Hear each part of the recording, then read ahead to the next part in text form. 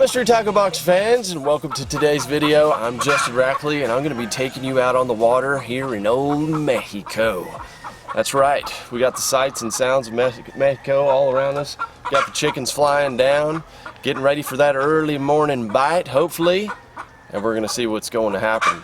We're going to be talking about spawning, pre-spawn, post-spawn, and this is going to hopefully help you guys out a little bit as the spawn is coming to where you are fishing, because the lake down here, all the lakes down here are ahead of the rest of North America when it comes to the spawn. The clear water conditions, we're probably going to be throwing some swim baits, maybe some other types of moving baits, depending on, you know, if we have wind and things like that. The roosters are calming down now, and that means it's time to go out on the water because the sun's about to come up and it's time to go fishing. So come along, let's catch a big one.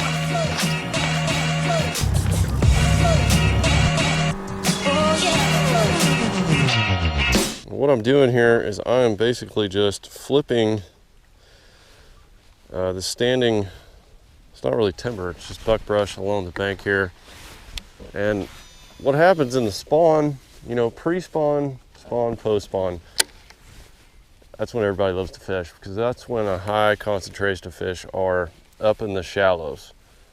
But when you start getting into you know, pre-spawn, post-spawn, talking about that, a lot of fish are on these little points. Probably one of my favorite techniques to target, especially post-spawn fish, is to just flip to timber like this. But it's the same scenario, because you're going in, or the fish are going in to spawn. They'll stage on areas like this, these little points and things.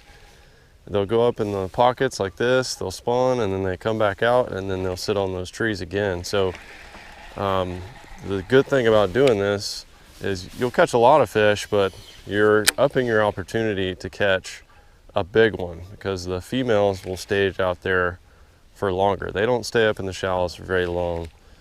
They're just trying to lay their eggs and get out of there, just depending on the conditions. So you want to try to have deep water close by to get a big fish, and that will set you up. That'll put you in really good position to catch a big one. But this technique right here, just flipping a little craw bait or a worm, in this instance I'm flipping that saw craw just on a 1/2 ounce weight pegged, and that technique right there, that is an awesome technique to target that cover,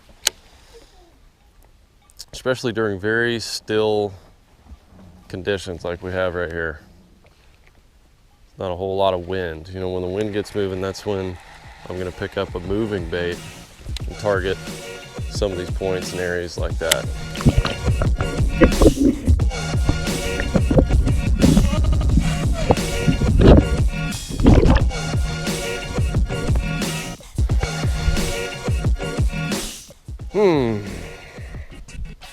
Little buck bass. Come on the crawl. Another thing that I need to mention is the moon phase and how that affects fishing. You know, I really only pay attention to the moon phase around the spawn time. So starting like late February, going through May, just depending on where I am. You know, down in Texas and most of the states I fish, spawns in March and April, so really pay attention to it there. But during a full moon, those fish are going to pull up and spawn. That everyone hears about that. That's a common thing. But really, the best fishing, where you're going to see those big bass really get up there, is like a few days before the full moon, before they really start to lock on. That's when they'll get up there and feed a little bit, the big females, and that's when you'll typically see some really big bass caught. You know, the male bass, they'll come in beforehand, before the full moon, way before, and they'll get the nest ready and everything like that. But the ones that you're wanting, the bigger bass, they really just, right before that full moon is key. They'll also spawn on a new moon, but it's typically not as good. But when you're going away from the full moon, that's when fishing gets really tough. That's when fish they've got on their beds, they've done their thing, and if they're not catchable on beds, then they're just kind of hanging around. They're not feeding, they're just spawning, and it gets really tough. So I always like to pay attention to that moon phase, and if you can, try to hit it to where, you know, between a half moon going into a full moon, that's always really, really good fishing around that spawn time.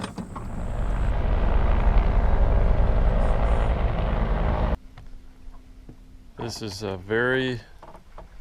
just a slow game right here. We're going just in and out of this wind. You know, we'll get like a 10-mile-an-hour wind and it'll just be calm. And I'm just kind of altering between the chatter swim bait and this deal. This I got to reel slower. Let that paddle tail just wom wom wom wom slow down there. The gear on a swim bait like this is just a 6-inch. It's not overpowering. I'm gonna say it's not too heavy. Let's see here. 6-inch, and it's 1 3/8 ounce. I was gonna say it's probably around 2 ounces. So I'm basically using a really big spinner or long spinnerbait rod, 7/4. This is a medium heavy. It's got a slower bend to it, loads really good. And I've got 25-pound test fluorocarbon on here.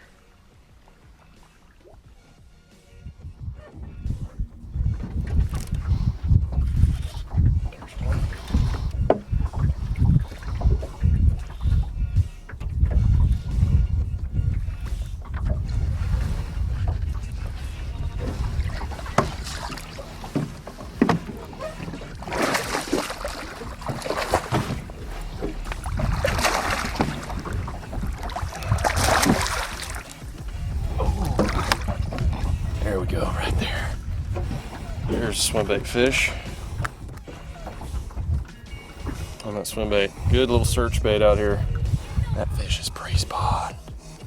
Matt, let it go. See ya. That was fun.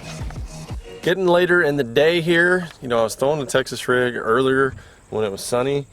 When those fish were, you know, there was just no motion in the water. And then as soon as the wind kicks up, we started moving around. We were getting bit on the swim bait. Oh my gosh. Look at that.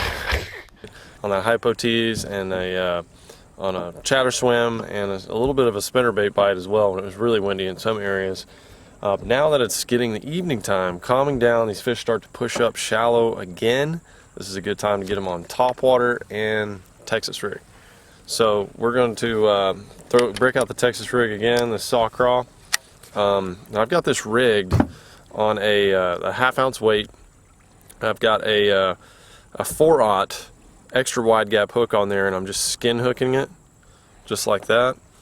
And I've actually got a peg on here. This is the Carl Stash peg that you can find in one of the MTB boxes for this month.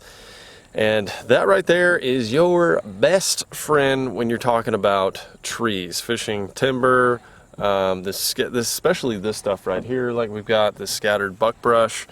Your weight is going to slide way up the line when you're working a Texas rig if you don't have one of those on there, working it through the trees. So having that little Carl Stash peg right there keeps that nice and tight. If you're using a really heavy weight, you might want to go to 2 of them, like a 1 ounce weight. Today I don't really need that. I'm just fishing the half here. So that right there is a good little tight, compact flipping combo. And probably going to try some top water and this Texas rig while the sun is going down. Let's see what we get. All we've been fishing today is just points and islands. We're really not targeting those banks because I'm not sure, you know, on this lake the fish don't really spawn on those flat areas, which you would typically think of in a lot of lakes. They kind of spawn on more steep areas, and it's super hard to see them because they're going to spawn deeper down. I saw one fish on a bed today, that was it. But it was right next to a steep drop. So what the strategy is here is if we're standing around those steep banks, we might get some spawning fish in the mix, but we're really targeting those pre-spawn and post-spawn. That's a big fish too. That's a good one. Oh yeah. Net? Yeah, net. That's a big one. That's a big fish. Oh, there we go. There's one on that saw craw. Post spawn for sure. Look how skinny that fish is. But just like I was talking about, evenings here, these fish are going to push up shallow, feed a little bit more. You can get them on something like that on the bottom. And it's getting about top water time too, but man, it's fun to get bit on braid like that. Just feel that. It's awesome. Cool. See fish.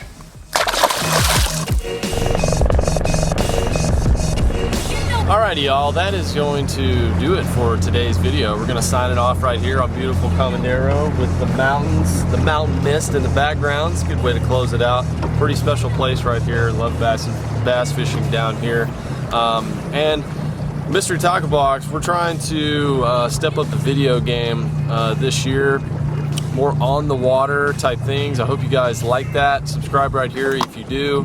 Comment if you do as well, where we're trying to do more just on the water as we go, kind of share the experience with you in the moment. And if you guys want to obviously check out any of the lures that are in here, you can sign up for Mystery Tackle Box if you haven't already. But that is going to do it for some of the baits in the March box and pre-spawn, spawn, and post-spawn. So did a whole little deal here. And fishing clear water. There's a lot of stuff going on today. And until next time, I hope you catch a biggin'. And I'm gonna make one more cast here on this island before the sun goes down. See ya.